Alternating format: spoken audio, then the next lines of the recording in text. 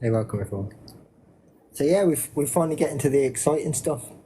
Well, not that last week wasn't exciting, but I guess in terms of world reputation and knowledge, most people probably had not heard of the Band of Mercy before, but I suppose most people will have definitely heard of the Animal Liberation Front, even if they don't know too much about them and they only know like the logo or the name. Oh, I've heard of them. Yeah, I have just about vaguely, very vaguely. Yeah, I mean, I think that I saw them on someone's Facebook cover somewhere once upon a time. Quite popular. Yes, yeah. They're those animal welfareists, aren't they? Yeah, something like They that. are, yes. Yeah, we don't. There's petitioning groups. Yes. But no, one of the questions that I had, which we could start off with, just because I was interested, is where is the segment from the animals film filmed? Like, where is that forest? I honestly can't remember. I think it's I think it's somewhere near London. It might be Epping Forest, actually. Right, okay. Possibly Epping Forest. Because I don't think, because it was I was based in London at the time. I can't remember travelling very far. Yeah, fair enough. Makes sense. Because I was just interested. I mean, we can save this for a little bit later if you want. But I was just interested, like, how were you first approached about that film? And kind of, obviously, I'm assuming there must have been assurances given in terms of like anonymity or making sure that certain people weren't shown or any of that kind of stuff. Like, how was that kind of guaranteed? Well, I think it was, Victor Schonfeld, the director, producer of it. He was in touch with me. I mean, it didn't matter about me because I was known. I'd already been in jail by then for that ALF type stuff. And I think I must have maybe gathered the other people together who are wearing the kind of Elephant Man type hoods, aren't they? Yeah. And I think obviously they had to be assured that they'd remain anonymous, but they were wearing those hoods throughout. And was that deliberate, Ronnie, to get away from the balaclava stereotype? Well, that's what I was going to ask as well. How come there were those makeshift? The thing is that this balaclava, to what extent that stereotype had arisen by then, I kind of don't know, because you see, normally on ALF raids people didn't wear balaclavas. They're in photographs where, say, after the raid, and it's mostly where people have rescued animals from places, they then had photographs taken with the animals, for publicity purposes, and so wore the ski masks, really, they were, to disguise their faces. But, during the raid, it was very rare for anyone to wear a ski mask or any type of face covering during the raid, because you didn't really get the cameras in those days. Obviously, I suppose you weren't trying to avoid your face being seen by anyone for the most part. Yeah, I always thought that was what I was going to ask. That's why I wondered whether like it was pre-arranged or whether it was impromptu. Because I always got the impression that like they looked like T-shirts that have just had holes cut in them. I think it might have been something that was fairly impromptu. Yeah, it makes a whole bunch of sense. Yeah, like if you haven't got a mask with you, but you've got a spare T-shirt, it's very easy to just cut some eye holes in it and pop it. I think that must have been what it was, because I don't know whether by that time, because when was that? That was in the 70s. That was filmed, wasn't it? What was the date of the? 82, isn't it? It came out in 81. 81. It came out in 81, but I think the filming for it had gone on for quite some time before. It would make sense, yeah. It was probably. I think that filming may have been even done in the late 70s, and I don't know to what extent the balaclava, or to be more accurate, the ski mask had been, had become a kind of symbol of the ALF by then. Yeah, because that was really still quite early days in ALF history. Yeah, so it's really tied to, literally animal liberation, isn't it? The ski masks, because of the photographs. It's because of photographs, but photographs taken afterwards. Yeah, during the actual raid. It's difficult to take them beforehand, Ronnie. No, it would be very difficult, wouldn't it? Yeah, I totally understand what you're saying. If someone would have documented the actual liberation, i.e., the going onto premises and doing that kind of thing, you would have seen everyone's faces. But for the sake of a publicity shot afterwards, that's when the masks were added. That's right. I mean, there's Yes. I only ever wore a ski mask on one occasion. That was when we were doing a raid on a place. I think it was a place that was breeding monkeys for experiments, and might have been Shamrock Farms. And there was a TV crew came along with us to film the action, and so everyone was wearing ski masks. And I had to pull out the action because the ski mask was steaming up my glasses and I couldn't see. So I kind of hang back and take it off. I thought you wore the mask to go easy on the monkeys, Ronnie. Well, so not to frighten them. No, that's Yeah, right. Yeah, it would have been an additional thing for them to have to put up with, wouldn't it? And then the only other time when I knew we did a raid on a place that made and supplied traps, you know, for catching and killing other animals, and we knew that in the store in this kind of it was like a small warehouse type place where the traps were, and they had an office at the back. We kind of we knew there was a camera in there, like a video camera. We suspected, so basically we just wrapped scarves around our faces. You know, we didn't wear any kind of mask, just wrapped scarves around our faces to go in there. Yeah, I mean, the cameras in those days wouldn't have been good enough to really pick anything up. Anyway. No, I mean, so you've only got to disguise yourself a little bit. Yeah, you didn't really. The only places that really had cameras were maybe like the big laboratories that contained expensive equipment, and that they would sometimes have cameras. They'd sometimes even have security guards on the really bigger places. But a lot of the places, you know, like the places that bred the animals for experiments and that type of thing, they didn't. You know, like the highest level of security they had was like a lock on the door, really, to be honest. Yeah. Mostly. Yeah, I suppose things. None of those on the farms either. So, no, not at all. Right, going back to the animals film, right? There's also a shot of the liberation of chickens, right? Yeah. So, are you? I mean, is it dodgy to talk about that? Or do you know about that? Or I'm not sure that was. I'm not sure that was something I was involved in. I can't really remember. There's also the bit about the beagles, isn't there? That follows directly after that. Yeah, I mean, it's so long since I watched the film that there's not a Yeah, lot I can't remember the guy's name. They interview someone else in between those scenes, and he I talks don't about. know whether it's because there was. Would it have been? It wouldn't have been Mike Huskisson, would it? Because he was involved in liberation of two beagles, rescue of two beagles from ICI when they were using them in smoking experiments. I can't think of the guy's name. He's got dark hair and a moustache. Think of like Tom Selleck. yeah, that sounds like Mike, doesn't it? It could be Mike, or it could that could be Mike at the time. Yeah, or possibly the other guy that was involved in the big rescue. Certainly, he looked after the beagles after they were rescued. Was John Bryant? And John Bryant.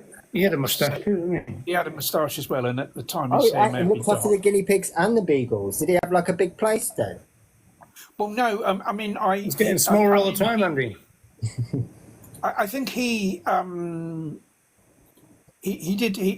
involved in running an animal sanctuary down in Somerset at one time, but I it was only two beagles, so I think he just took them to his home, and both him and Mike. You see, Mike rescued the beagles because this was ICI up in Cheshire, I think, the laboratory where they were doing the notorious, smoke forcing these dogs to smoke. It was like research into lung cancer and stuff like that, as if they didn't know that smoking was harmful already without doing that.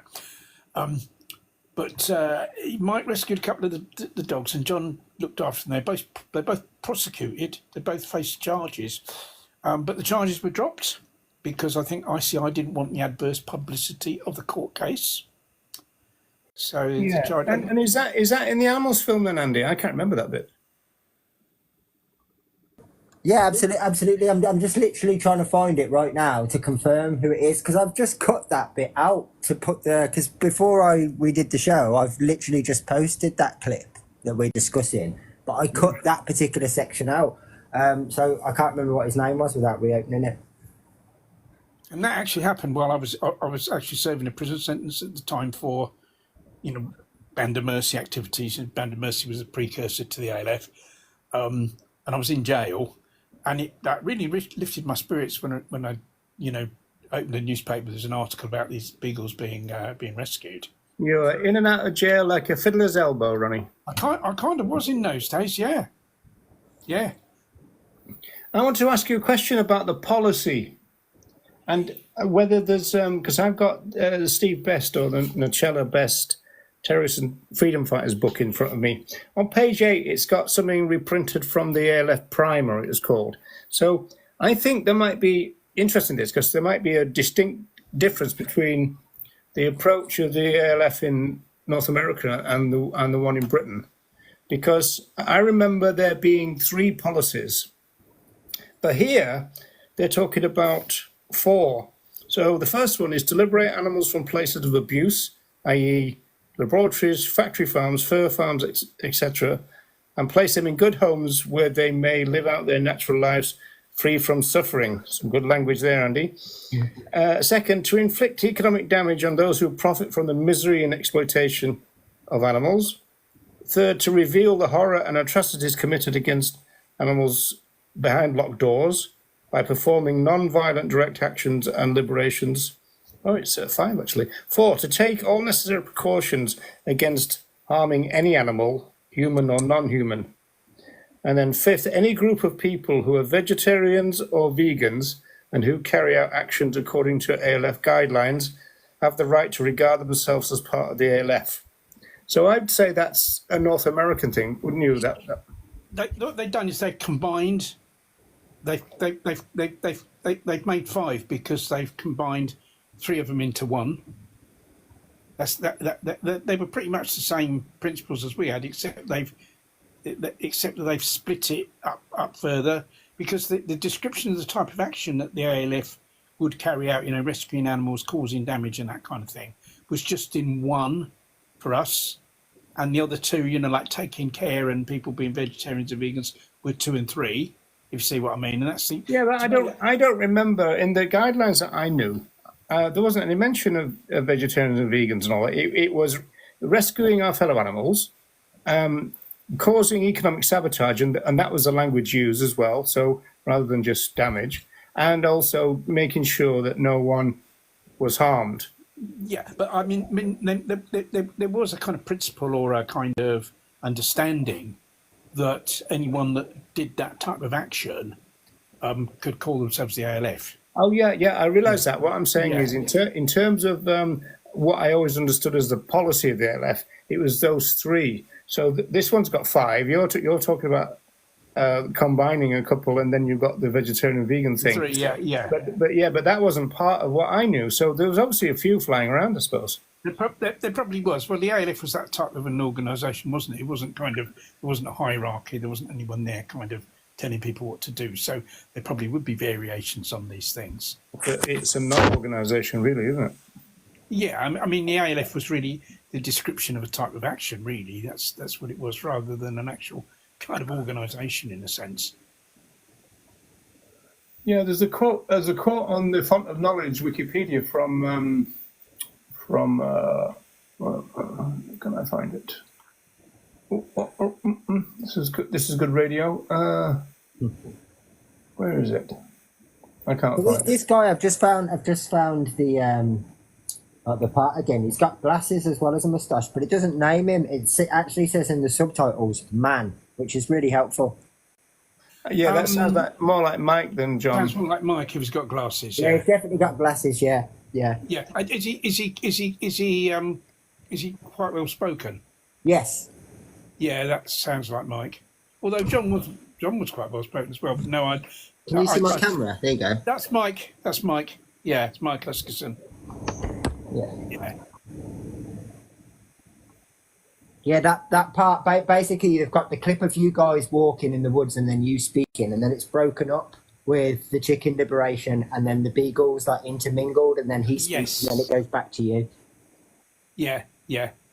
I'm not sure why they didn't name Mike because he was known. I mean, and he's got his. I mean, yeah, it does seem a bit silly that you're not going to name him if you're going to put his voice and his face on camera. Yeah, But because yeah. he'd been acquitted of the. Well, yeah, he'd it's been- not. I mean, I can understand if he had like a sack on his. You're not going to name him, but the fact that it's yeah, his voice, it's his face. he was Come on. known.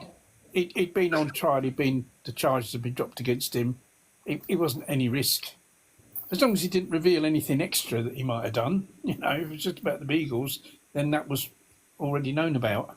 Yeah, I always think it's interesting in the animals film as well how even though they're moaning about the RSPCA seem far more strict with the things that they do care about. There's a lot of things they don't care about back then, but they do seem a bit more interested in the things that they. I suppose it's just a case. Is a case of they probably still do care about these things. They're just far more stretched and have far more things to consider. Because you do get the impression from some of the things that are kind of mentioned, at least in that film, that they seem to be a lot more like, I don't know, like they're willing to do something. It's not just take people to court, but actually like actively go and remove animals and that kind of thing. Where that doesn't really happen anymore. I don't know whether that's law changes as well, though. You see, I think these were the days really. It wasn't long after the RSPCA reform group had succeeded in changing the quite a number of people on the RSPCA's ruling committee, and this was all to do with getting the RSPCA to actually oppose hunting.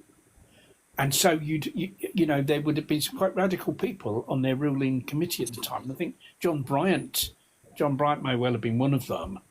And these are people that have been voted on specifically to get the RSPCA to oppose hunting. But those people could have had radical views in other ways as well. A lot of them were vegan, so that may have been possibly changed the culture of the RSPCA a bit.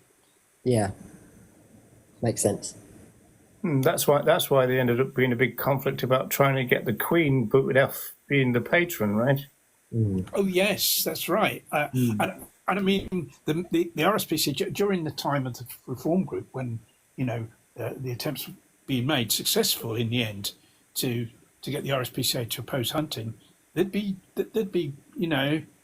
fracas at the RSPCA's AGMs because a load of anti-hunt people had joined, including a load of hunt saboteurs. We'd turn up for the meeting, and there'd be a load of hunt people there, and there'd be scuffles. I think there were times when the police were called and all that kind of thing. Well, there's a bit of that in the animals film as well, isn't there? Yeah. Yeah, it was really quite. These were quite leery meetings, to be quite honest. Yeah, I think I'm going to clip some of the section. I know it's quite dated, but there's some sort of really telling parts in that film still. To be honest, I think I might clip some of those bits for TikTok. Yeah. I won't include any of the really dated stuff, but like that conversation with the old lady about the hunt, where I said, "Oh, they don't mind. The foxes don't mind being ripped to bits by the dogs." Yeah. Oh, they love it. Yeah. She looked about 400 years old, didn't she? She's really old, yeah. It's just the demeanour of her, like she's so laid back about the whole subject, yeah. Some of them might be quite interesting for people. But no, I mean, obviously, we are talking about a film from, well, as Ronnie says, it's been filmed probably from about the mid-70s onwards. I did think that. Yeah, I think it was. Just in terms of the fact we're talking about a documentary that's over 2 hours in length, and the fact that obviously editing back then would have been a real chore. Yes. I can understand why it took so long to put together. Because we thought it was never going to come out. We were saying, when's this? Yeah, I can imagine. I mean, just for example, and I don't mean this in a negative way, just look how long Pignorant took to edit and put out from when we kind of knew it existed. So, Yes. yeah, and then go back like 30, 40 years. Yeah. Oh, yes. It was a long time. And then there was, I think it was first of all aired on Channel 4, wasn't it? I think. Was that right? That's right, yeah. In the very first week. Was that as soon as it was released, like before it even came out on well, I don't suppose, what would it have even come out on then? Would it have come out on VHS? Was that it was theatre release only because that was Schoenfeld. If you got the DVD, Schoenfeld, there's an interview with Schoenfeld, the director, and he said that nobody came up with the idea of showing documentaries in theatres, cinemas. And but he said that it was done on purpose because it was so long, which is why they put a lot of cartoons and that kind of stuff in it. But he said that it meant that the people were committed to watch it because they're in the dark, kind of thing, watching a big screen. It wasn't a question of people jumping up and down all the time making a cup of tea. And so he said that was a deliberate thing, that they wanted a documentary shown in cinemas. And so it was groundbreaking in that sense.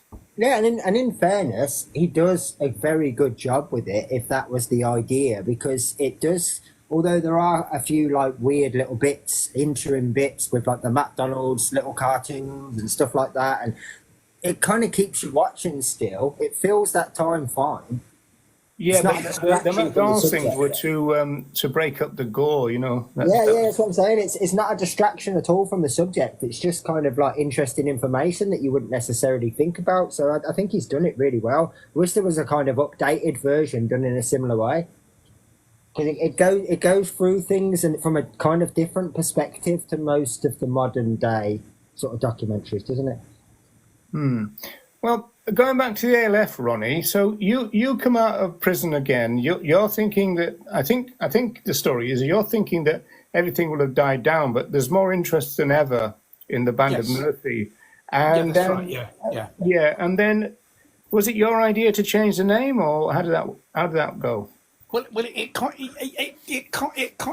of was, because there were a few of the sort of new people who wanted to get involved that weren't keen on the name. They were saying, well, what does that mean, Band of Mercy?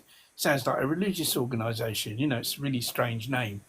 And at the time, there were the liberation groups. Remember, there was a National Liberation Front in Algeria, fighting against the French occupation of Algeria, wasn't there? And, liberation, was a word that was used a lot in those days. A lot of liberation movements. And so I think myself, maybe in discussion with a few other people, we came up with, Animal Liberation Front. That describes it exactly, so we changed the name to that. Well, was there any worry about being confused with Singer's book? Not really. I don't think we really. Well, when did Singer's book actually come out? That was 75. That's a year before. That's what I'm saying. I don't think we really thought about that. To be quite honest, it was because there was the women's liberation movement, there was a gay liberation movement, there was the liberation, as I said, National Liberation Front in Algeria that was there's a lot of publicity about that at the time. Did anybody propose the Animal Rights Front? No, I don't think so. No. Because you were a bit opposed to rights at the time from an anarchist point of view, weren't you? Well, I wouldn't say I was opposed to rights. I kind of probably didn't really think in those terms. That was, I don't think I was. No, I don't think I had any kind of political or philosophical opposition to the concept of rights. I just think it was just with. Well, the old story. The feminists think that rights are patriarchal, and the anarchists thought that rights were bourgeois. So, that. No, was... I never. I didn't.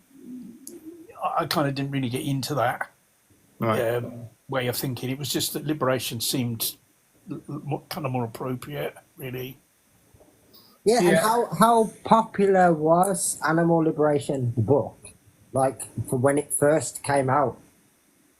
I think it was quite popular. I think people, Okay, so it definitely would have been around. I'm surprised there wasn't that association made then. Yeah, it kind of wasn't. I mean, I can't remember myself thinking of it. Wasn't through the book that the idea of liberation as a name for the ALF didn't really come from the book. It came from the liberation movements, because it was about action. Yeah, and these other people were taking action in various ways, and so that's why. Yeah, I mean, no, and it absolutely makes sense, because I can remember one of the first kind of, I suppose you'd call it an acronym, I guess, but one of the first things that I remember learning, even as a SAB, was like, oh, what happened with those animals? And it was like, we alfed them. It had become like a noun, like that was a description of what happened, yeah. It kind of, it kind of did, yeah. Yes, that's very true. I mean, yeah, that was used on quite frequently, that saying that something or someone had been alfed. Yeah. Sounds painful, doesn't it? It kind of does. It kind of does, yes. But I mean, maybe it was painful for some people.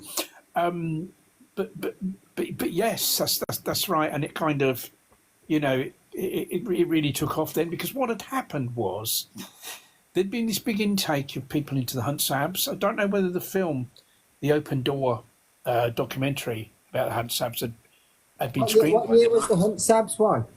Yeah, I got a feeling that it had been screened by then.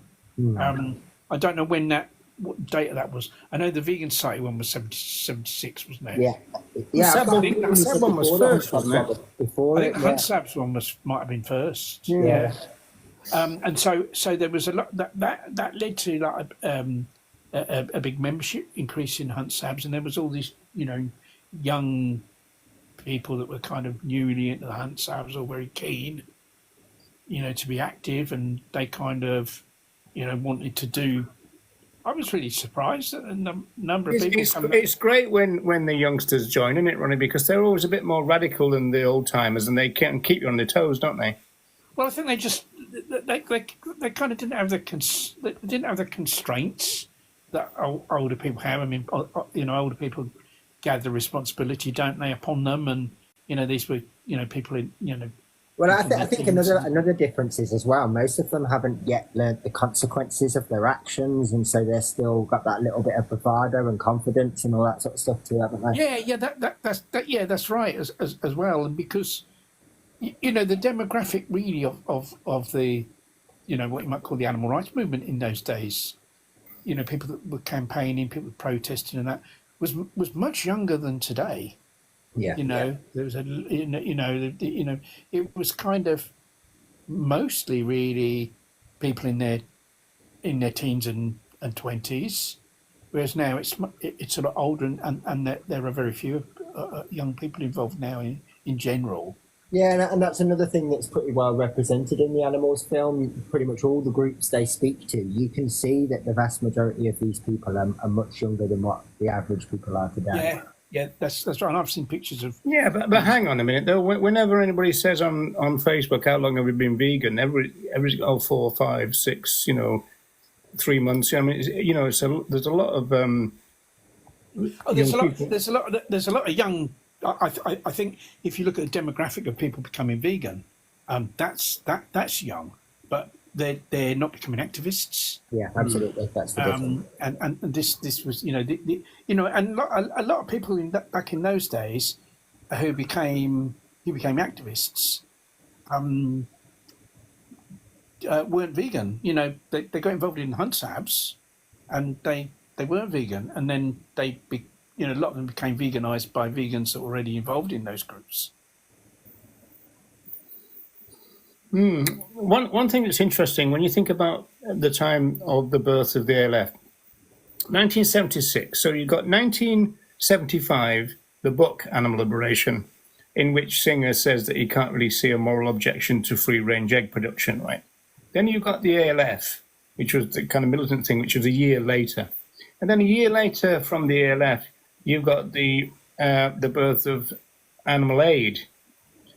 And even if you, I mean, we should think about the personality of Gene Pink, but also even just the name Animal Aid, So again, and compassionate world farming were in the mix as well. It was an interesting kind of struggle to, in other what I'm trying to say is that the movement was still very kind of confused, and it took up until Reagan. And then the decade after Reagan, when the idea of animal rights came to the fore, really. Oh yeah, sort of confusion. I mean, CIWF dated from the, I think that they were formed in the late 60s. 67, yeah. There wasn't a lot really known about them, and founded by a dairy farmer, though, wasn't it? They were founded by Peter Roberts, who was a dairy farmer. And Peter Roberts did two things, actually. I think what happened, he started having pangs of conscience over it, particularly having to send the calves off to be slaughtered at like a really young age, the male calves. And he kind of couldn't do it anymore. And so he said, you set up Compassion World Farming to kind of campaign against, welfareist campaigning against factory farming, campaigning against live exports. But he also set up a food production company called Direct Foods. Direct Foods, and they produce textured vegetable protein under the name of ProtoVeg.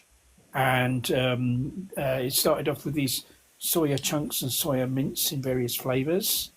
Soya chunks, you shouldn't have been looking. The thing about that was the fact that built on the kind of old kind of vegan society argument about, feeding the plants directly. So that's where the name came from, Direct Foods.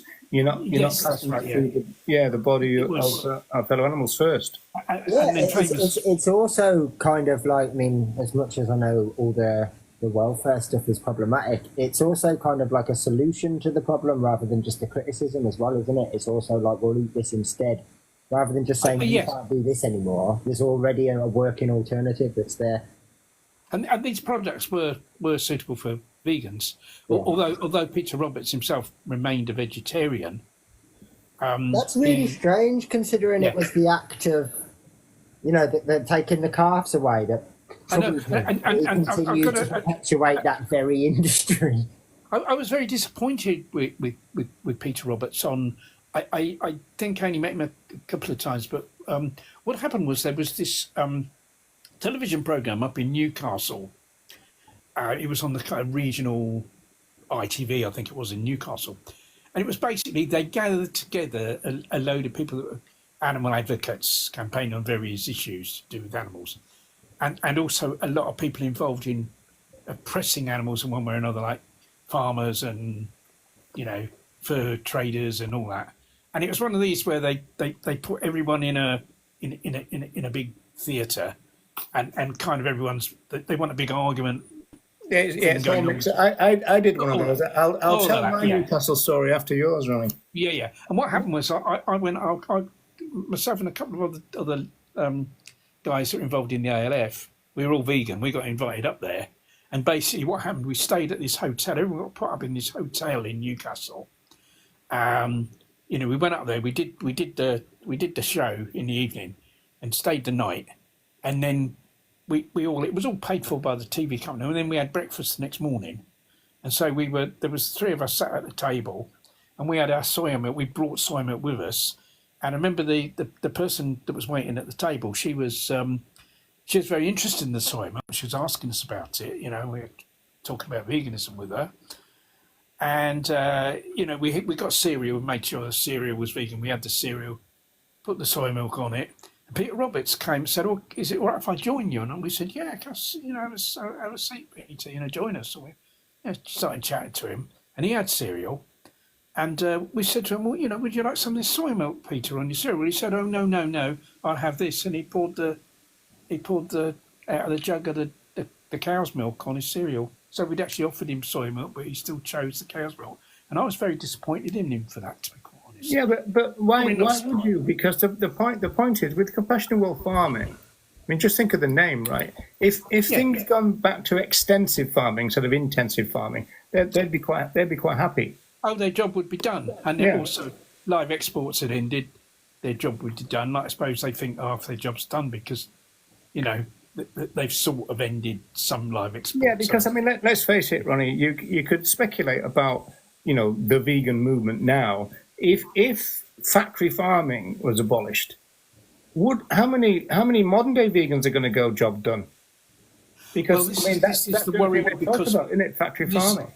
This is the worry because it's so much based on cruelty that often you get vegans giving the reason for being vegan as to do with cruelty. It's because we don't want to be part of the cruelty of. Yeah, but what's the practicalities of abolishing factory farming without addressing speciesism? Well, it doesn't address speciesism. I mean, well, that's what I mean. So how are we addressing the demand that would still be there?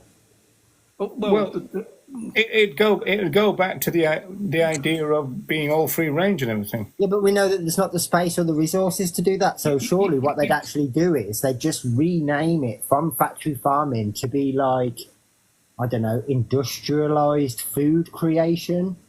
Well, I'll tell you what the argument was. At least one argument that I heard, and I might have even made it in the very, very early kind of the 80s, was the fact that if you got widespread vegetarianism, you would actually force veganism, because vegan, the industry wouldn't be able to survive if they weren't able to intensify and commodify all of our fellow animals. And so a vegetarian world would actually become a vegan world. That was the argument. I don't know if that's true. No. I mean, just to stay on the principle of cows. Let's say nobody ate cow flesh anymore. Well, what about if they milked the cows and when they were spent, they used them for leather? Yeah, well, that's the point. You see, it all goes back to things like, ahimsa milk and all that kind of stuff. Yeah. Yeah, the Vegetarian Society has got this big campaign. I've got a leaflet here from Vegetarian Society and it's saying it's all about slaughter-free milk. That we need to develop a way of producing milk that doesn't involve slaughter. Well, we have. It's called plants. And it's yeah, exactly. But they're talking about cow's milk. They're talking about dairy milk. But like how you could kind of it's a numbers problem again, isn't it? I mean, the trouble is how do you feed the world? Who the hell is financing the Vegetarian Society in 2024? But the other thing, and the problem with that as well, is that it doesn't. It's very interesting, and I'll talk about him again. George Monbiot. He's just as much opposed to extensive animal farming, in other words, what you might call free range, as he is to factory farming, because although he considers the factory farming to be to be cruel, he says that in actual fact, in terms of impact on the environment, in terms of the climate crisis, the actual extensive farming is actually worse because it takes up more land, and so it prevents that land from being rewilded and going back to forest, which would draw carbon dioxide out of the atmosphere. You see, because by far the most land that's used for animal farming is used for grazing. It's used for extensive farming, in other words, grazing. And that's all land that could go back to forest if it wasn't grazed, and would go back naturally to forest if it wasn't grazed. You see, so it's not sustainable. So this idea of the Vegetarian Society's idea of having this dairy farming that doesn't involve any killing around, it's still not sustainable for the planet. You're still going to kill animals. Even if there was a way of not killing the cows and the calves, that farming is still going to kill free living beings. Animals living in the wild, because of the amount of land it takes up and prevents their kind of habitat from flourishing. Yeah. So I've got a question that takes us back to the Animal Liberation Front. So on some of your, what's the best way to describe them, missions, I suppose, if you'd have gone into somewhere and you didn't necessarily see cruelty, would you have left the animals be? Well, no. Right. To be honest, I mean, in some places went to, there kind of wasn't actually. Yeah, that's what I mean. Obviously, you've already talked about like the monkeys in the lab. So unless you went in whilst they were being tested on, you wouldn't have necessarily witnessed obviously small cages, that sort of thing. But like, they would have been cages. But I mean, for instance, we went to I remember a raid we carried out on a beagle breeding facility in mid Wales, and we rescued 13 puppies, I think, from there. And the conditions they were kept in were okay. They're all together in this big pen running around. Yeah. But the reason we rescued them was because of what fate awaited them. Yeah, I think I talked about this very briefly last week. I had exactly a very similar thing from Wales where we liberated. I think there was 7 dogs, and none of them looked in a bad way. But they were all being bred from repeatedly. They just hadn't had any puppies at that time. Actually, I think one had puppies and the rest didn't. And so we received criticism for rescuing them because they didn't see any sort of maltreatment. But it was exactly that. It was like, well, it's what's already happened to them and what will continue to happen to them. That was the reason. It was because of what kind of lay in wait for them in future. That was that was So yeah, wise. even before like I understood any of this stuff, I recognised it was the injustice that was the problem, not the cruelty. Even when my language wouldn't have reflected that, I always recognised that. So I don't understand why people aren't more open to this. Wouldn't people just say, well, they've had cruel things done to them, and there's going to be cruel things in their future, so you could still frame it with cruelty. Yeah, you could, I Possibly, but suppose, with the let's say animal experiments. let's say you broke into like I don't know a very highly reputable golden retriever breeder with high standard underfloor heating facilities. You could still make that argument. You'd receive a hell of a lot of criticism though because people would be looking for cruelty. Yeah, I think in practical terms we kind of didn't really do that because you're spoilt for choice, really, whether that's the right way of describing it. There are so many places that Oh yeah, absolutely, yeah. that we in a sense we would probably kind of make a choice to go for the worst places in a sense. I mean, there are various factors determined the type of places we go for. First of all, locality, because we tended to operate. I mean, the ALF was consisted of lots of local groups or cells or whatever you might want to call them all around the place, and they tended to operate fairly much in their local area. See, we kind of did the opposite of that, really. We kind of worked like, I suppose if you would imagine a criminal would. So the stuff that was in like the Midlands, we would have the group that lived up north do those things. And we would do the things down south, for example. We never did the stuff local. I mean, that's wiser. It kind of how it sort of started off was a bit like you're saying, in that what happened was, in the days of the Band of Mercy before the ALF, we were sent by a sympathiser. It was a copy of this list produced by the Laboratory Animal Breeders Association, which listed all the places in the country that bred animals for laboratories. And we also managed to obtain a list of all the laboratories, the animal research laboratories, which I think you could get which was available from the Home Office. They won't let people have it now, but in those days, we were able to get it. And so kind of in those early days, like we would travel long distance, like a group of us travelled all the way from London to mid Wales to rescue those beagles I've just talked about.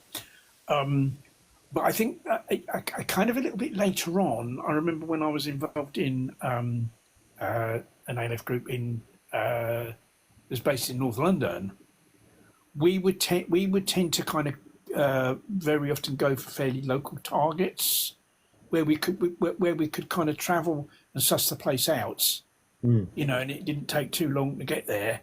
Within an hour or an hour and a half to get to the place, suss it out, and so we did a lot of stuff. We did a lot of stuff locally, fairly locally as well.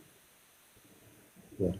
So I mean, we would do pretty much the same thing, but our rules were always we would do the stuff that was no closer than 35, 40 miles away from where we actually lived. That if it was that close, that much on our doorstep, someone else would handle that stuff. But yeah, I mean, we avoided prison anyway. So I mean, that's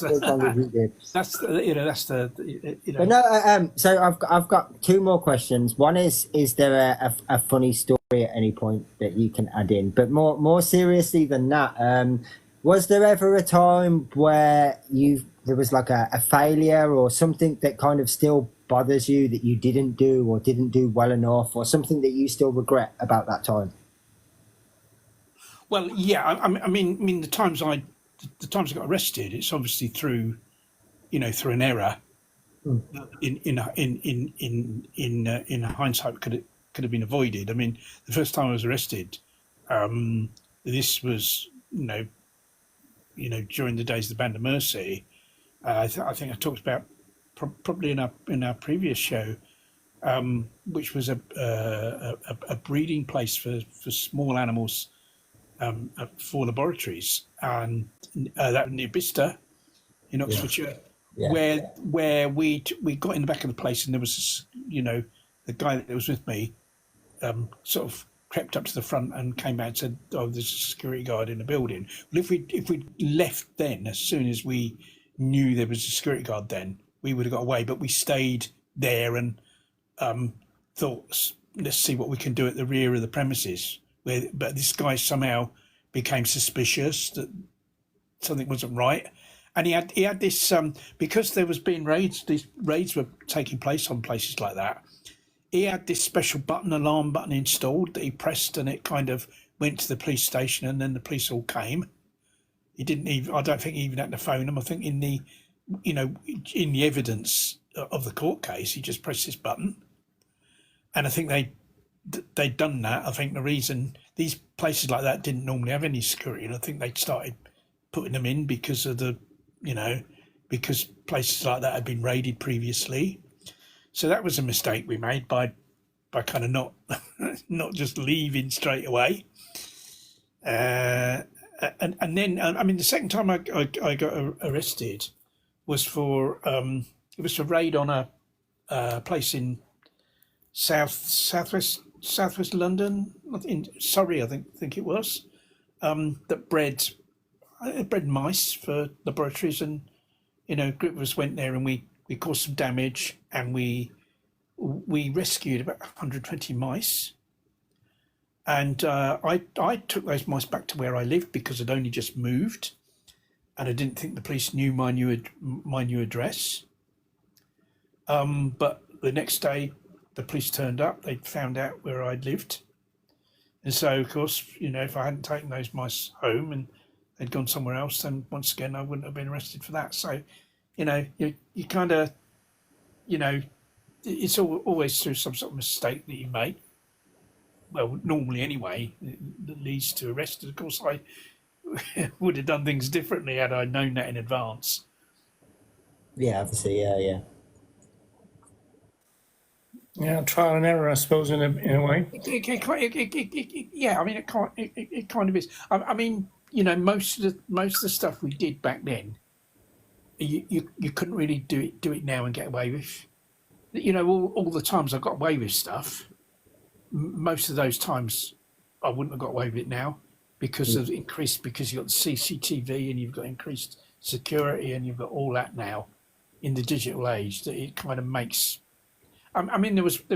I remember one night when there was this guy that was director. He was the director of like a slaughterhouse, and he had a posh car, and he lived in the, like the northern suburb of London.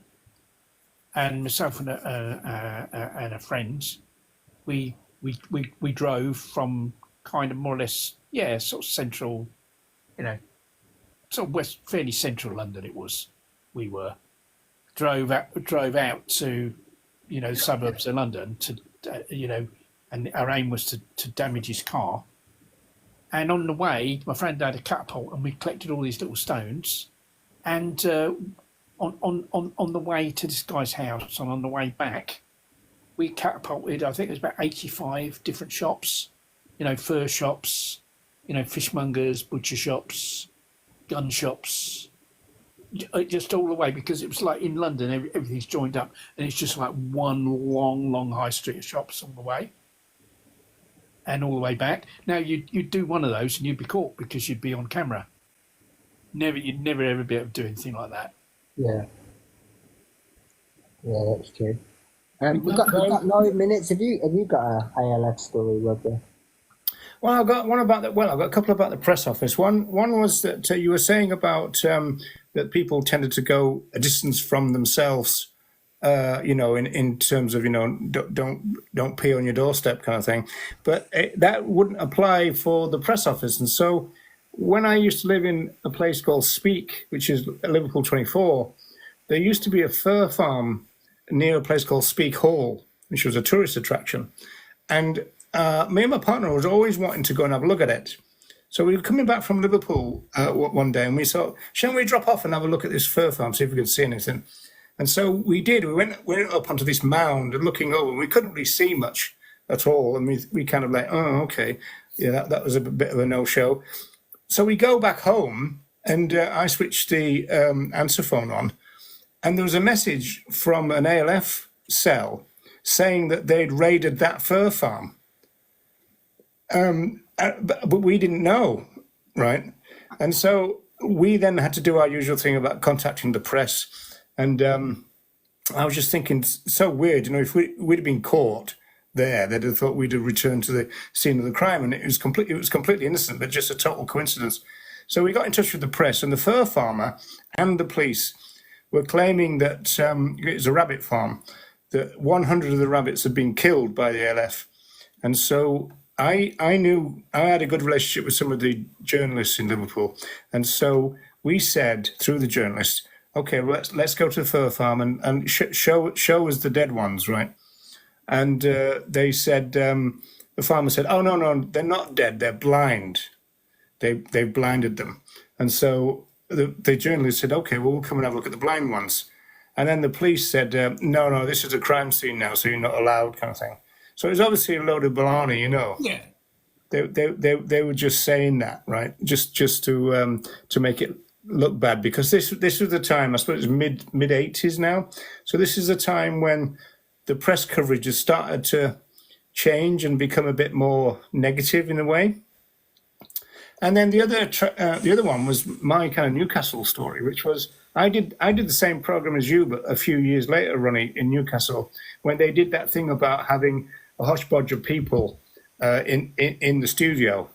But before we went to the studio, one of the activists had a lampshade, and the material looked like human skin. It wasn't, but it looked like it. And so it was a time when Oxfam were in the news, or the animal rights news, because they were selling a lot of secondhand fur coats. Don't you remember that, Ronnie? And there's a lot of bother about it. So we went to this Oxfam shop in Newcastle before we went to the studio, and said, you're not opposed to selling skin. So how about this? This will bring you a fortune. And they said, what is it? And we said, oh, this is the skin of somebody from Auschwitz, right? And they were going, oh no, we can't have that, And we was going, well, what about all your fur coats and everything? But obviously Yeah. they wouldn't have it. But when we got to the studio, it was the same as you're saying, where you've got a lot of people just mixed in together. So I was there, sat in my chair. To the left of me was a sociologist called Laurie Taylor, and he'd written about the Moors murderer, right, or the Moors murder. And to the right of me was one of the mothers of one of the victims of the Moors murderers, right? And they ended up in a massive argument, and it was really weird because I could see the monitor, and there was me just sat there with these two faces kind of getting closer and closer and closer in front of me, kind of screaming at each other. And I'm thinking, don't hurt me, no. I remember this woman saying, the idea of animal rights is ridiculous and all this kind of stuff. And I said, okay, well, explain to us then, where do you get the right to exploit other animals? And of course, she couldn't really answer, because she would have to say something like, well, might makes right or something, And I do remember kind of silencer on that. Yeah, it's good. It's always good to question people like that. It's always a good way of Yeah, she was like behind me and to my right, and pontificating away, and I just had enough of this, so I started shouting at her, kind of, oh, okay, so where do you get the right for that? Where do you get the right? And so that obviously brought the attention of the cameras, but she couldn't answer the question. Yeah, they love all that. I mean, they used to do one in Birmingham Central Weekend or something, exactly the same. And I'd been on one of those as well. It was just like a shouting match, really. Well, the best one I went for was in Liverpool itself, and it was a hunting debate. And Dick Corse was there, and Fiona Callender was there representing the hunt saboteurs. And she had a fishing as a blood sports badge on.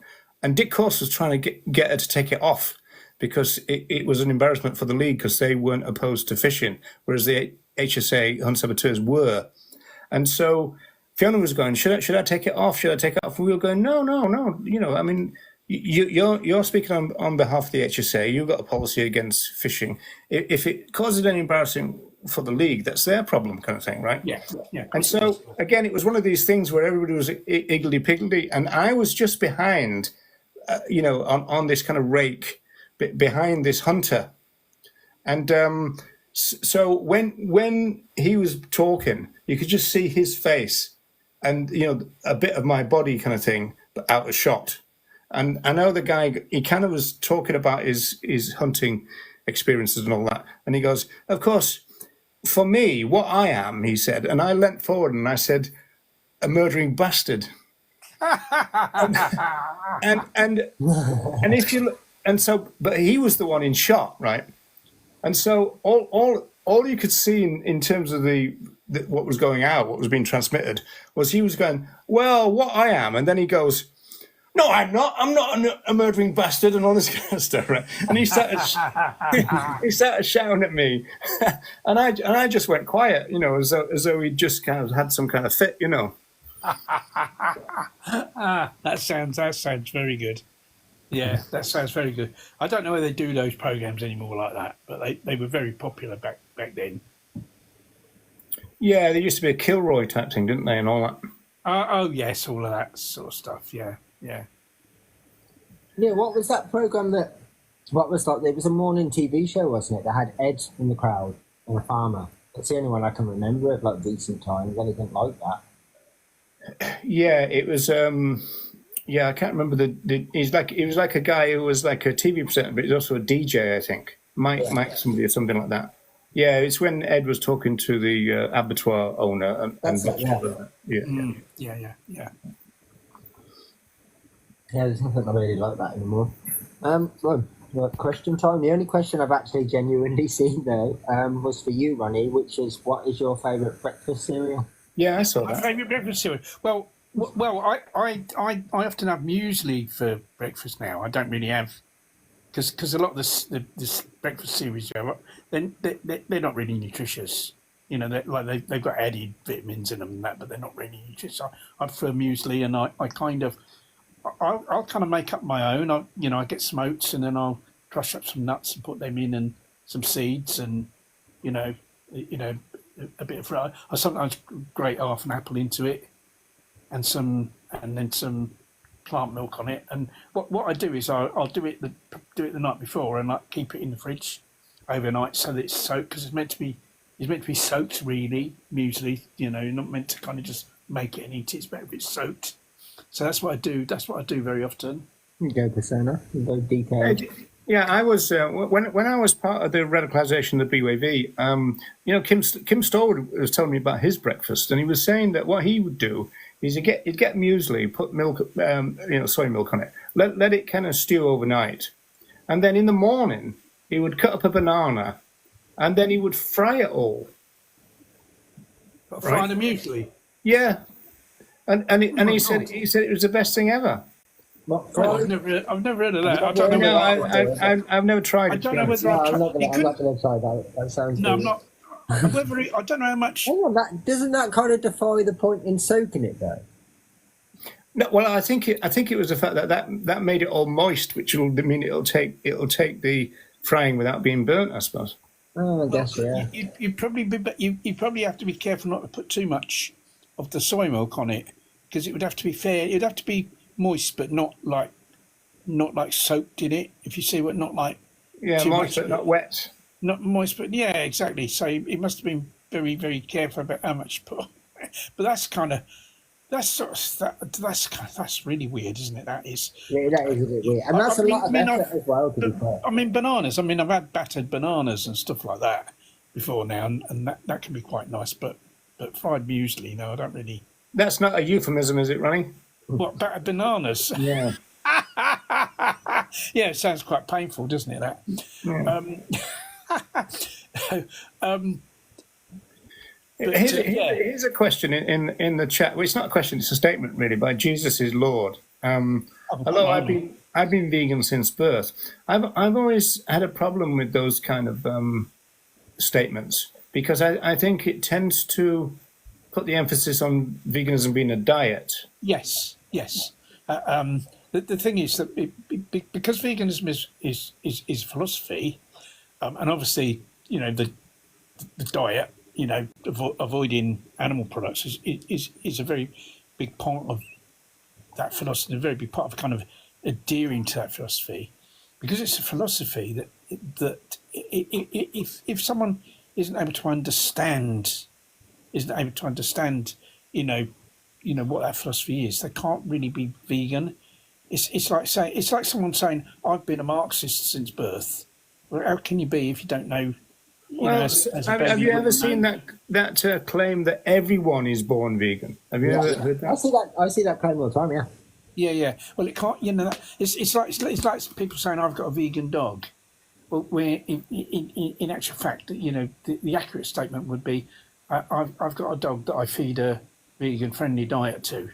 That would be that would be the accurate statement, because the dog isn't capable of, you know, understanding the philosophy. No, I mean, So I'll the be dog perfectly can't honest. be If actually any dog vegan. has ever listened to enough Tom Reagan to understand philosophy, it would be mine, and he doesn't. Yeah, no, exactly. Well, But you know, that's Jeremy Hess, he claims Actually, yeah, that actually, Jeremy's dog would probably be rivaling. yeah, he thinks that we ought to be a bit cautious about saying that our fellow animals can't understand, you know, philosophical concepts and stuff.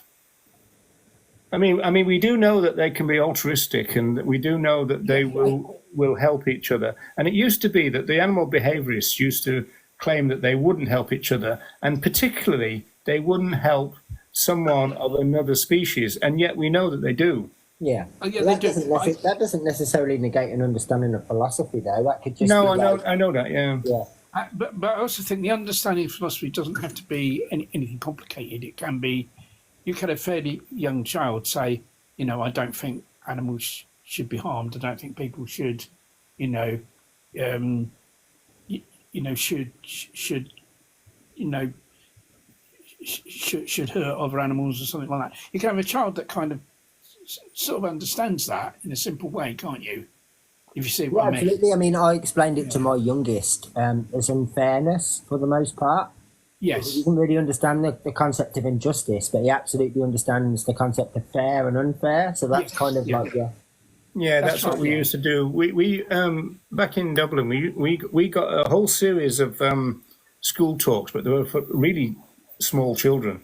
You know, I mean, we talk about 4, 5, 6, and 7s, and so we came up with this idea of talking about fairness, giving them something that they could relate to. You know, that, oh, is this fair? Is that fair? You know, that kind of stuff. And we started off with something called the categories game, which was really interesting because it was fairly deep, except that they didn't kind of know, in the sense that it was like an icebreaker. So we would introduce ourselves to the class, and we'd say, okay, can anybody give us name of an animal whose name begins with C? And then they call out and all that, and eventually they get cat. And what we would do there is the one who called out the right one would come out to the front and hold a picture of a cat, and we'd go through that until we've got about 12 different ones, and then we'd say, okay, so which ones of these would you regard as pets? And again, they call them out, and so we put them together. And then we know which ones of these would you call wildlife or free living beings, you know, this kind of stuff. And they put those together. And then once they got the groups, the categories, we start playing with them and saying, well, why can't we put the cat into the food one? Oh, no, they're not food and all that. And it was a really interesting way of making very small kids think, you know, ethically about our use of other animals. Yeah, it yeah, sounds very good because it's a absolutely, kind yeah. of game as well, isn't it? Yeah. It's not. Yeah. Yeah, there was a question from Aisha about potentially some problems at work happened to. I think she was working in. I'm not sure if it's a care home or what, but I know she's a carer and handing out meals and other things to people, and obviously that kind of like conflicts. But to be honest, there's not. Obviously, the very simple and blunt answer is change a job, but that's not so simple. And obviously, unless you can have conversations with the higher ups there to make changes, so there's a viable option and all those kind of things, you can't even approach your clients or residents individually because there has to be an option before you even talk to them about it. So I don't really know what, without knowing more about the situation, I don't really know what we can suggest. Because there's not really a lot you can do. If you're not the boss, it'd be different if this was your place. You'd have some element of control and influence. But if you're not, then you're going to have to start with like the hierarchy of work before you think about the clients. Hunter Jones 517 is asking, is hunting wrong? Yeah.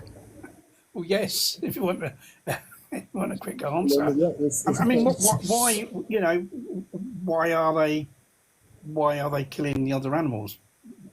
They don't need to, so it must be Well, wrong. it'd Isn't often it? be presented as, as pest control, Ronnie. Yes, but who's who's the biggest pest on the planet? Who's causing the most catastrophic damage to the planet? It's humans, isn't it? So shall we go out and pest control humans and shoot a load of them? The answer is no. So why treat other animals any differently? And if there is a problem, with another animal, where they're kind of, perhaps consuming our food or whatever, or they're regarded as being overpopulated, then surely we shouldn't deal with that problem any differently than we deal with it if those that were causing it were human. Why treat the other animals any differently? Do you see what I mean? That's the problem. This is speciesism that, because other animals are regarded as being less important than humans. But there's no moral or rational reason for that belief. Why are humans regarded as more important than other sentient animals? What's the reason for that? There is no rational logical reason for that, and so therefore we shouldn't treat them any differently to how we would treat humans in the same situation. And well, one moral distinction we could make is the fact that if there was a group of humans, a population of humans who were doing something damaging, you would first appeal to them and ask them not to, because we would regard them as moral agents. It's different with our fellow animals. But say there was a group of humans who were all moral patients, and so they wouldn't listen to reason, but there was lots of them rather than just individual criminals, as it were. Then what? You presumably would have to use force or restraint against them, right? I think you'd obviously have to, do something about the problem, but that doesn't mean that you would. That doesn't mean that you kill them. You'd be thinking of, how can we deal with this problem in the kind of, the kind of most humane way possible, I suppose, perhaps, and that wouldn't involve, because of but you see, what if the situation is those humans? It's not a question of like they don't understand, but say they didn't listen to the appeals and they still carried on doing what they were doing, then what, how would we deal with it? You wouldn't resort immediately to just killing them, would you? You'd think of other ways of, like where humans are overpopulated, in a situation where humans are overpopulated, we don't say, right, let's go and cull a load of them. I mean, humans are, I regard the human species as being massively overpopulated, but I don't advocate the culling of humans in order to. Yeah, and the ridiculous thing is, Ronnie, look at the biomass. And in terms of overpopulation, these wild animals or our fellow animals that they're for the most part are hunting, well, they're 4% of the planet. Yes. So, I mean, it's not just a case of collectively all of them are not overpopulated, are they? Let alone individual species. But you see, the other thing, what we've got to also consider is like, where there's a problem from free living beings, animals living in the wild, where they encroach on what we regard as our territory. That originally was their territory. We've taken that territory. Of course. Where we've got our roads, where we've got our houses and our gardens, that was their territory. We're the invaders, the humans that are the invaders. And then when the fox comes into the garden, a badger, a mole, makes a molehill, or a badger comes and digs, and people are, that animal's come on my garden, I want to. Yeah, all right then, Ronnie. So we talk in the vegan movement about rewilding. So would part of rewilding be that we would go to those human communities that have done that and say, okay, we now need you to, it's almost like we're going to say to Israel, get out of the West Bank, because you're a settlement.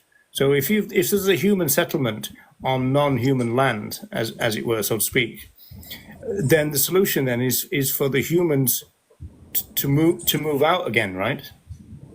Well, I think, I think the thing is, I think obviously, any human habitation of anywhere is going to be on land that previously was inhabited by other animals, isn't it? That's you know what I mean. That's bound to be the case. It's just that our encroachment on on their territory is far greater than what is fair, isn't it? That's the thing. And so what we need to do is we need to pull back. We need to retreat, from the current. Yeah, but how do we quantify what's fair then in that sense? Well, I think we can come to an understanding very easily that what's happening at the moment is massively unjust. Oh yeah. I'm not arguing that. I'm just saying that maybe we could have a court like that court that they had between the mice and the monks. Yeah. I think that's you something. Get Keir Starmer to be their MP, their lawyer. I suppose the key element that would kind of change all of this would just be kind of respecting the fact that they're there in the first place, which kind of at the moment is completely disregarded.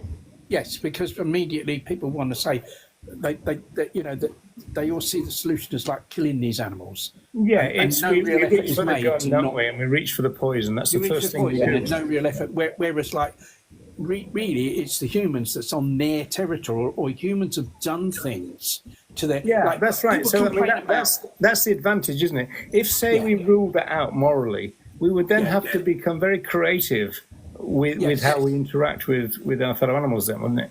Absolutely, but also there's a huge kind of catalyst to this that we don't know the answers to, we don't have the data to, is what would the quote-unquote wild animals be like, or the land that they had and all these other differences, if the world was all shifted to a plant-based diet, for example, so we were no longer doing all of the other things that we do that contribute to these things. Yeah, if those factors were taken out, and then we had a fresh look at this situation, saying, hang on a minute, these deer aren't actually overpopulated.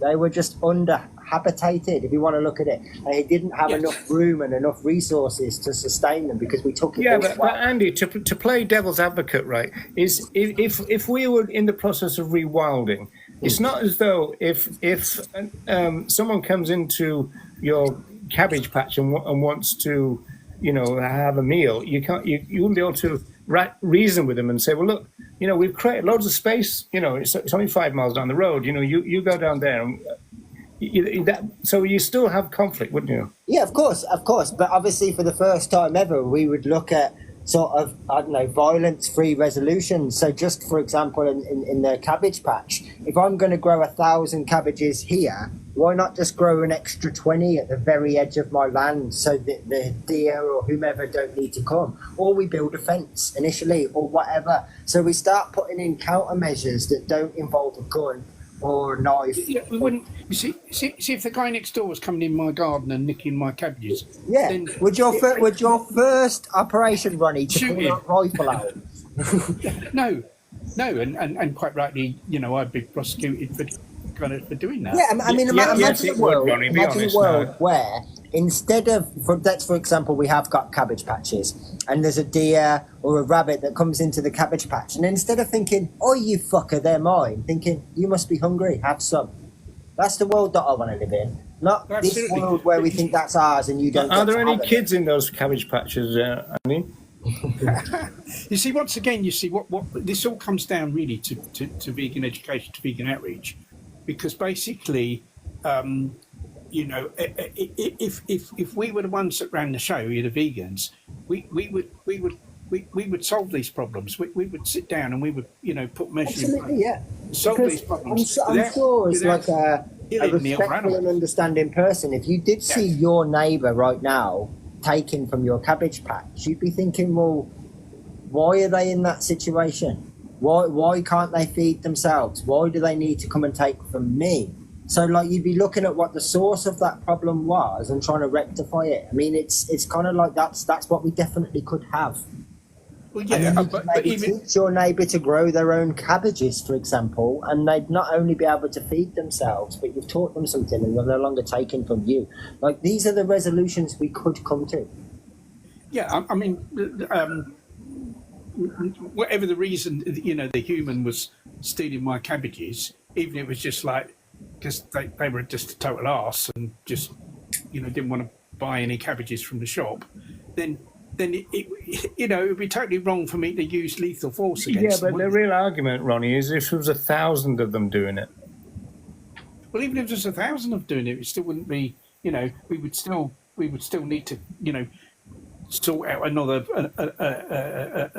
way of dealing with them. It's always struck me that there are some species on the earth that would be a real problem within a vegan world. And deers would be one, but obviously locusts would be another, right? So we would have a distinct management problem in the vegan world with some species who we can't... I think, but you see, the thing is, you'd have the right sort of administration in place there that was comprised of vegans who could get together and think of non-lethal ways of dealing with these problems instead of like immediately. Yeah, well, as somebody said in the chat, we're about birth control, but again, you see, without consent, that on the face of it, prima facie is a rights violation. Yeah, of course, but it's a much. I mean, obviously, it's kind of the same as like spay and neuter, right? It is a rights violation. The problem is, I think one of the problem is probably one of the reasons why, you'd have, you'd maybe have a surplus of deers, and I mean that exists now, doesn't it, in different areas,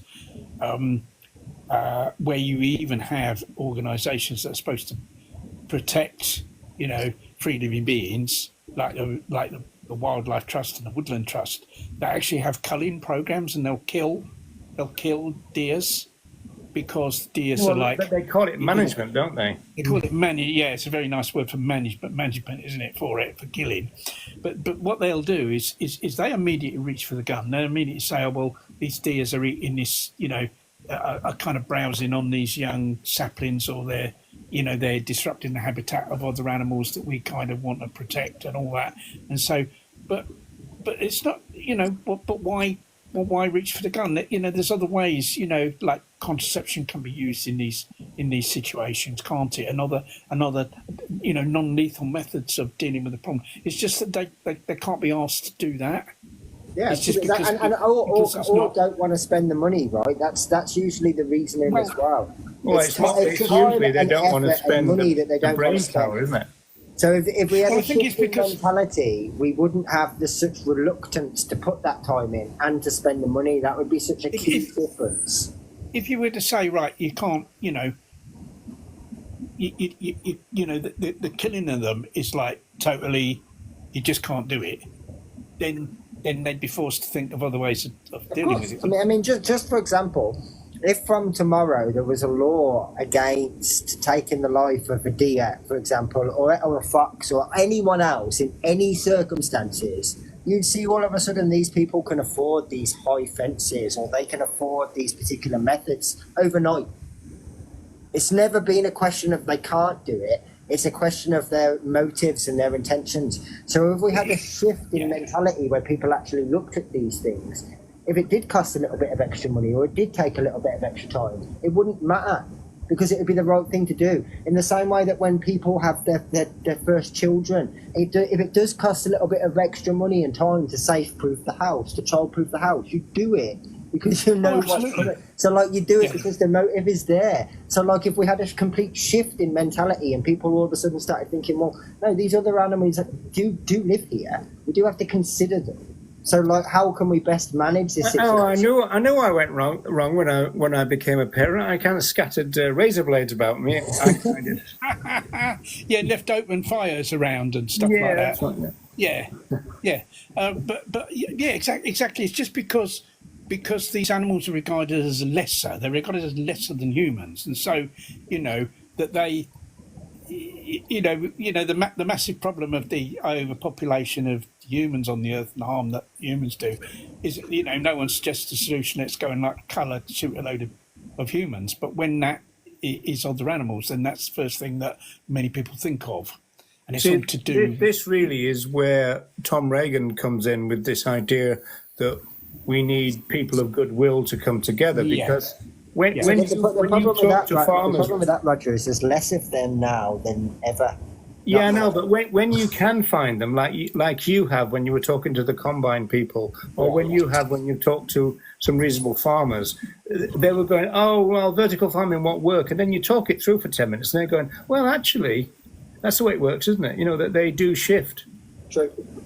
Yeah, I think the thing is, I think that the But the fundamental issue with that, I suppose, is, and what I've also found with quite a few of these farmers especially, is you'll have a really good conversation, a really productive conversation, where you get them to realise these things. You might even have 2 or 3 productive conversations, but then they go back to doing what they're normally doing, and they go back to the pub with all the other farmers, or the convention, or whatever it is. And the next time you speak to them, you have to go back to the start again. Yeah, but that's exactly the same as if you've got a cube or a diamond on the street. That's exactly the same. Yeah, true.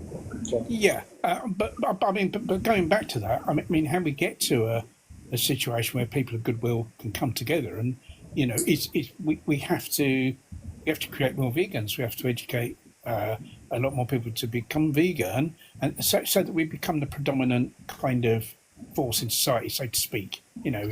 So the culture changes, and it's only vegans that can do that.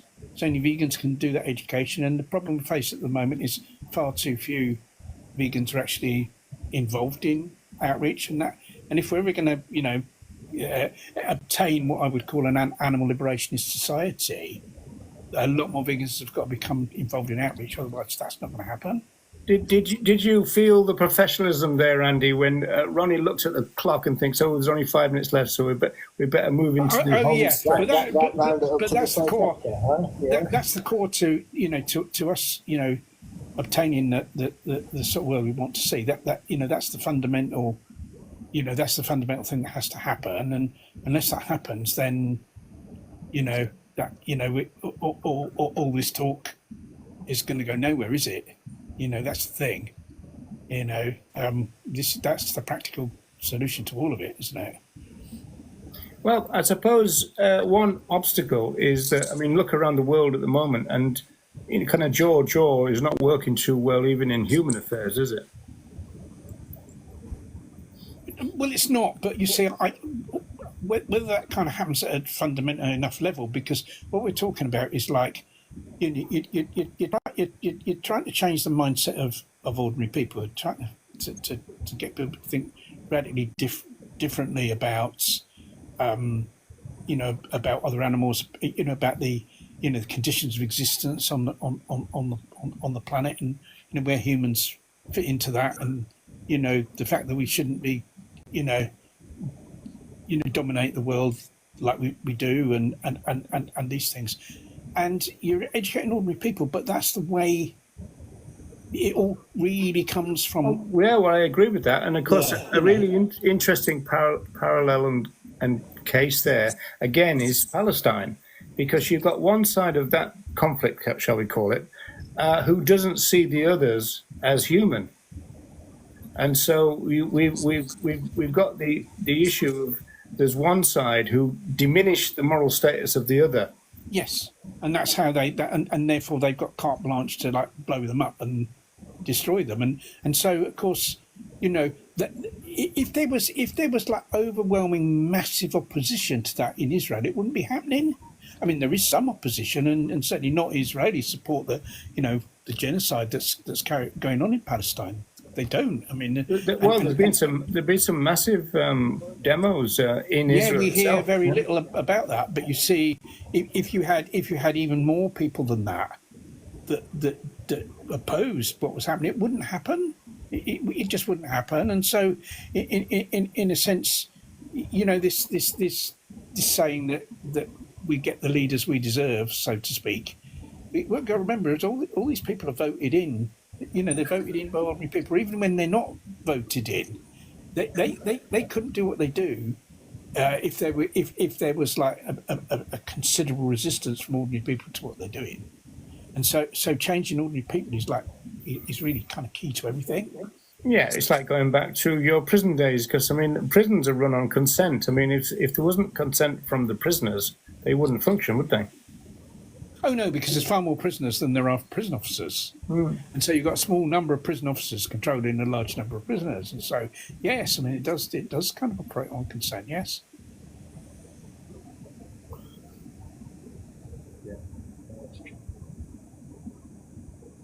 Well, any more, Andy? I don't think there's been any more questions, so you've got 2 minutes to quickly put the questions in if you've got any.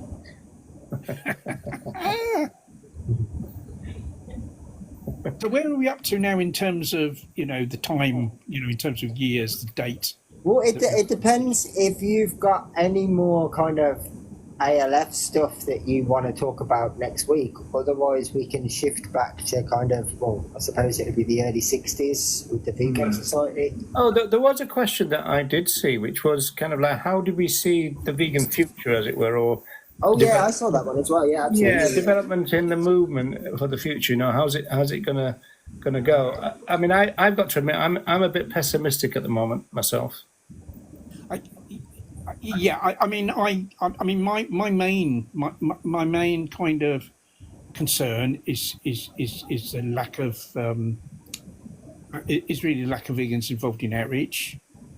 To be quite honest, like I kind of said earlier, about the importance of that, and it's kind of how do we change that? How do we get more vegans involved in educating other people to become vegan?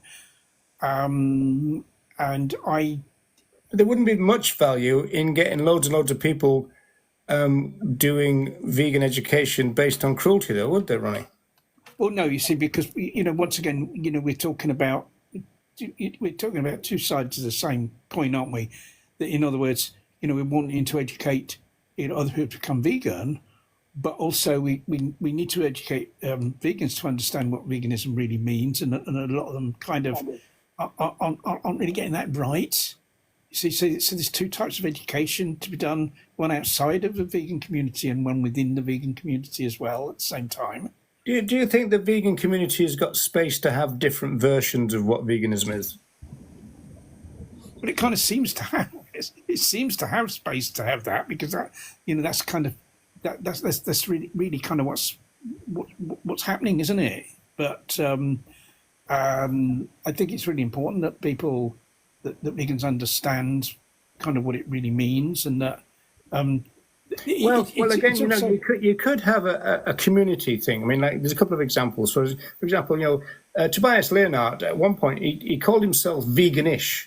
Now, I could live with that, because if he self-identifies as veganish, then it would mean that, you could even maybe, depending on what was said, even see an alliance between vegans and veganish people. In the same way as it could be that if the animal welfareists stopped calling themselves animal rights people, that would also create space then for this kind of difference, which would kind of work, because everyone would be identified as what their philosophical position is. So if you've got a load of veganish people or a load of reducitarians, that in a sense is not as much of a problem as if those very people call themselves vegans.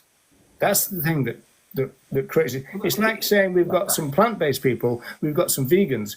The confusion is created when plant-based people call themselves vegan or get labelled vegan, isn't it?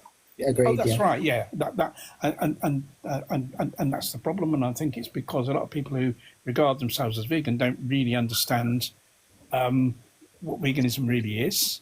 And in a sense, you can't blame them for not understanding, because they're confronted with all this talk about the reason for not for not say consuming animal products is because because the farming of animals is cruel, for instance, and that's kind of what they've been told, and so they're going to carry on. Rainbow bondage, is that rainbow bondage? Is asking veganish ? Isn't that just vegetarian? Well, what it was really was, this is Tobias Leonhardt. He's known as the vegan strategist. So he's a kind of reducitarian. He works with Melanie Joy, which is, the reason why using the concept of carnism is also a problem. But basically, he's always had this position that vegan is a bit of a scare word. And so therefore you've got to go easy. Go easy on vegan. In fact, it wasn't that long ago, he was saying, well, perhaps we can talk about veganism in, say, another 20 years, but it's too early now, right? And so he's always argued that his position, which is kind of anti-vegan, would actually create vegans quicker than a vegan position. So it's a bit of a kind of confusing thing. It's a bit like he thinks that by being a politician, one thing he's completely opposed to is telling people to live vegan. He thinks that's too much for them to take on, and you shouldn't kind of, as it were, reveal your hand all at once. And so you could then talk about reducing on all the things that go on in the movement, because it could be true that there's a lot of people, more than we would like to think, that still think that veganism is a little bit too stark as a message. Totally. Yeah, Tobias is a problem. Well, it's not just Tobias, though, is it? I mean, isn't that very similar to Earthling Ed? Yeah, it's not much different. Oh, so there you go, problem. I don't know how you're going to fix it. I think we've just got to keep on doing what we're doing, and to reach for your gun, Ronnie. well, I think it's in a sense, there's a lot of things that that could easily depress us. But you see, I very much, I've said many times, I very much like the ancient Chinese proverb, better to light one small candle than to curse the darkness. And I think you kind of can get so into kind of what these other people are doing and saying that you get distracted from doing, or we get distracted from doing what we need to do and building what we need to build. No. Yeah, I can see the argument. It's just a problem that if the problematic people have got the big platforms, then you've got a real structural problem then, haven't you? Well, it is, but it's a question of what you're going to do about that, and all we can do is to put forward what we believe as much as possible, and to do the type of vegan outreach we believe in as much as possible, and to promote that as much as possible. That really is, all we can do, and I think what we should focus on. We could always smash our furniture up, Andy? Are we going to mention Friday, do you think? Oh, yeah. That was, we're at the end of the show, so yeah, can do. Yes, Friday, I'm curious. Sorry, I was hearing two things at once then. What was it? Yeah, go ahead, Ronnie. I was just saying, I'm curious about Friday. I don't really know anything about what it's about. Well, it's about this new phenomena. I want to really get my head around this new phenomena of these people who they kind of seem to, it's very ableist in my opinion. They seem to pretend to have, kind of mental issues, or they tend to have personality disorder. And so they lose their temper, or they start screaming and crying, and then they start smashing their place up and everything. And so what they've done really is made veganism a form of entertainment. Now, my question for myself, which I want to explore, is, is it me? Am I missing something? Is this a valid thing? And I'm just not seeing it? Or is it the way that I suspect it, which is it's kind of like bringing veganism into disrepute? It's making veganism a laughing stock. That's my opinion, but I want to explore whether I'm wrong. Yeah, what are the positives, genuinely? Well, that's what we're there to talk about on Friday, isn't it?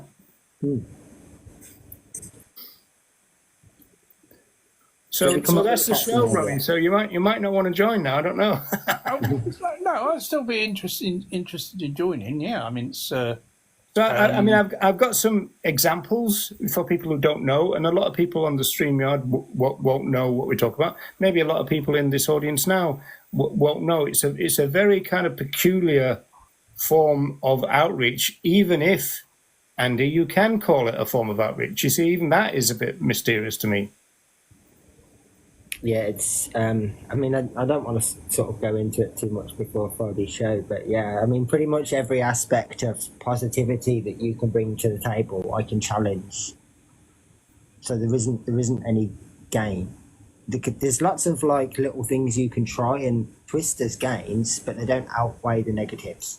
If anything, the bigger you try and paint your gain, it creates a bigger negative. I'm trying not to go into it too much because obviously we'll just spoil for Yeah. We don't want to spoil the party, but yeah, I mean you're quite right. What one suggested game would be size of audience, I suppose. So we'll discuss that on Friday anyway. Yeah. Cool. Yeah. Did you say 9? No, it's 9 o'clock, isn't it, UK time? Yeah. All right, cool. Well, on that note, I don't think there was any more questions. You answered and that'll be where can people? It'll be like it's still alive. It will be on StreamYard and the Facebook things. And then what we will do then is we'll want to redo it again on TikTok, and then we can also use the clips from both on TikTok as well. So that's the idea. So if people listening now want to, want to join the live, and they can comment on that. Yeah, that's right. So that would be a question of going to that's Roger Yates's Facebook page, or the Facebook page of the Vegan Review, which is a Facebook page, or the best one of all is to go to my YouTube channel. So that's Roger Yates. Yeah, you'll get the live chat then. Get the live chat, yeah. And you can take part.